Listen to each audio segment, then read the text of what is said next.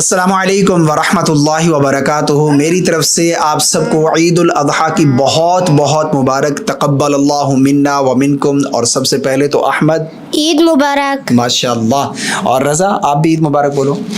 چلیں آپ bye bye کر دیں، بائے بائے کر دو، بائے بائے۔ چلیں جی، رضا کی طرف سے یہی عید مبارک ہے۔ عید مبارک۔ ماشاء اللہ، آپ سب بتائیے گا کامنٹ میں۔ یہ میرا بڑا بیٹا ہے محمد احمد، اور یہ جویریہ، اس کے بعد پھر یہ محمد رضا۔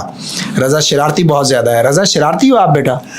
ہاں جی شاطی، ہاں اچھا جی۔ آپ سب کو عید الاضحیٰ کی بہت بہت مبارک، اور خوشیاں عید کی اپنے پیاروں کے ساتھ بانٹیے گا، اور اسی طرح جو قربانی کا مقصد ہے نا اسے حاصل کرنے کی کوشش کیجیے گا، اور قربانی کا گوشت حقداروں تک ضرور پہنچائیے گا۔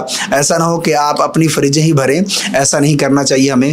قربانی والے دن ان لوگوں تک گوشت ضرور پہنچانا چاہیے جو اس کے حقدار ہیں، جو پورا سال گوشت نہیں کھا پاتے، اور مہنگائی کی وجہ سے ان تک ضرور یہ پہنچائیے گا، تاکہ ہماری قربانیاں ان کی دعاؤں سے اللہ قبول و مقبول فرمائے۔